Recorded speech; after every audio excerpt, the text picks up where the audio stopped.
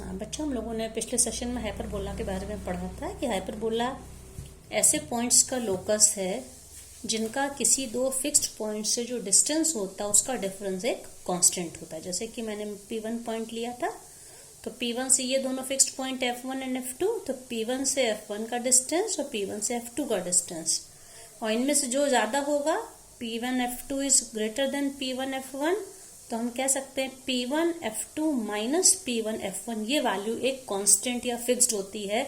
हम ये पॉइंट कहीं पर भी पैराबोला पे लें, वो ये P1 पॉइंट है, डिफरेंट पॉइंट्स लेने पे हर बार हमें दोनों फोकस से इनके जो डिस्टेंस का जो डिफरेंस है वो एक कांस्टेंट वैल्यू मिलेगी। तो अब इस सेशन में हम लोग ये देखेंगे कि ये जो डिफरेंस है दोनों फिक्स्ड पॉइंट से मूविंग पॉइंट का जो डिफरेंस है उसकी वैल्यू क्या होती है। ओके तो ये जैसे देखिए बच्चों, ये हाइपरबोला है, ये हाइपरबोला का ये सेंटर है और ये दोनों इसके वर्टिसेस हैं, ठीक है, और ये दोनों फिक्स्ड पॉइंट हैं, फोसाई फोकस हैं ये, और दोनों फोकस के बीच का डिस्टेंस F1 F2 ये मैं पहले ही बता चुकी हूँ, इट इज 2C, और O इसका मिड पॉइंट होता है, इसलिए O से F1 का डिस्टेंस या O से F2 का डिस्टेंस वो इक्वल होता है। जब पूरा डिस्टेंस 2A है, it means OF1 is equals to OF2 is equals to A। इसी तरह से डिस्टेंस AB है, डिस्टेंस ये दोनों वर्टेक्स के बीच का जो डिस्टेंस है इसको हम transverse axis, length of the transverse axis कहते हैं, अनुप्रस्थ अक्ष की लंबाई, और ये वैल्यू 2A होती है, ठीक है। जब ये 2A है तो इसका मतलब O मिड पॉइंट है, तो AO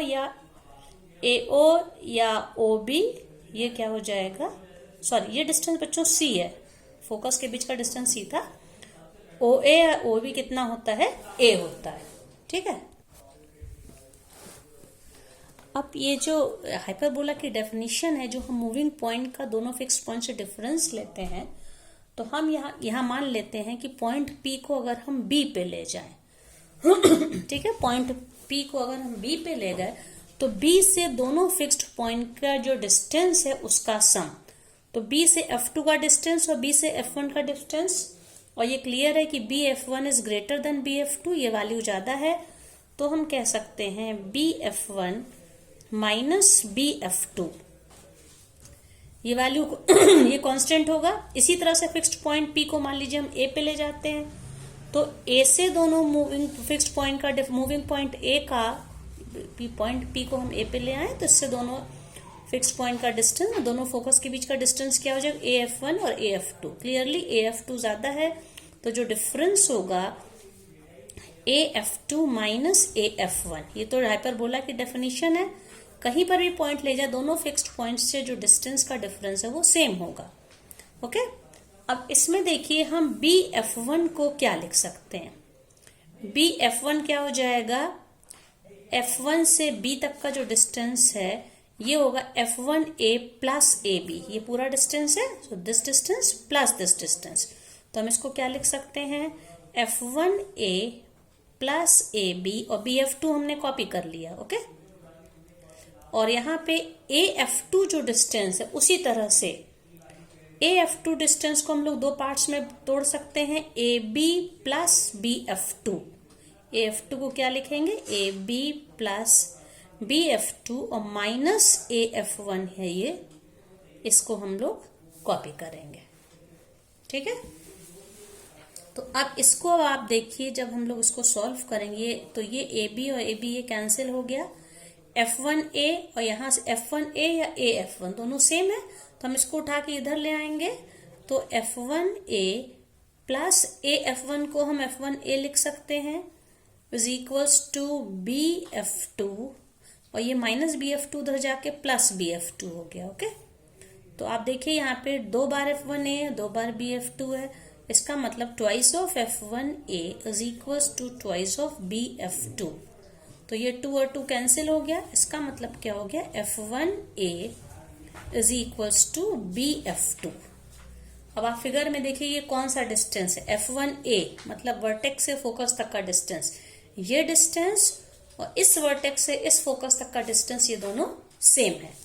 अब हमें क्या निकालना था, इसका किसी मूविंग पॉइंट का दोनों फोकस से डिस्टेंस का जो डिफरेंस है, चाहे हम इसको लें चाहे इसको लें। तो सपोज हम लोग ये वाला लेते हैं BF1 माइनस BF2 और वही वैल्यू रखेंगे जो अभी हमने बताया था। BF1 को हम डिस्टेंस ऑफ यहाँ पे 2 लाइन सेगमेंट्स कह सकते हैं। BF1 क्या है, F1A प्लस AB, तो BF1 की जगह क्या लिखा, F1A plus AB minus BF2, ये लिख लिया। अब अभी अभी हम लोगों ने क्या प्रूफ किया, F1A खुद किसके इक्वल है, BF2 के। तो इस F1A की जगह पे हम लोग BF2 लिख सकते हैं, BF2 plus AB minus BF2, तो ये कैंसिल होके क्या आ गया, BF1 माइनस BF2।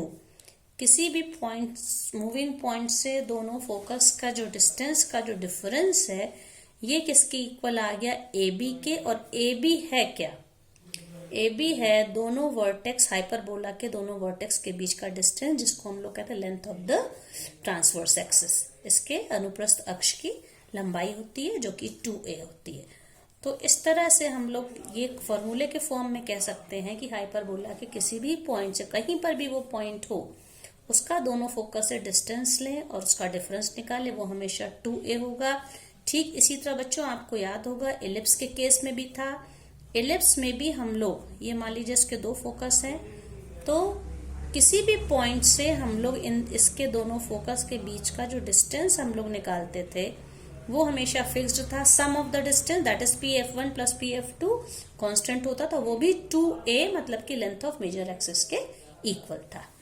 ओके, अब इसके बाद है eccentricity of the parabola, sorry hyperbola. Eccentricity को हम लोग एलिप्स के केस में भी पढ़ चुके हैं, इसका सिंबल होता है E। सेम वही फॉर्मूला होगा जो एलिप्स के लिए था, ये हमेशा C/A के इक्वल होता है। याद आपको होगा एलिप्स में भी हम लोग ने E को C/A कहा था।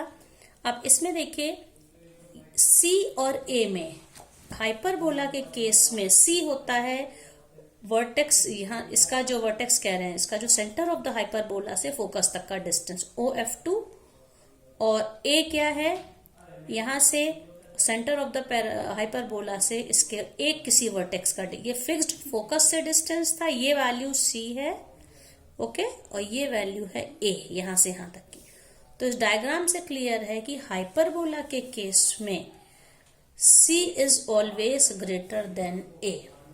जब C हमेशा A से बड़ा है, मतलब इस E की वैल्यू में न्यूमरेटर डिनोमिनेटर से बड़ा है, इसका मतलब क्या हो गया कि E is always greater than, इसकी वैल्यू जो रहती है वो हमेशा 1 से छोटी नहीं होगी, चाहे 1 के इक्वल, यहाँ पे it is always greater than 1।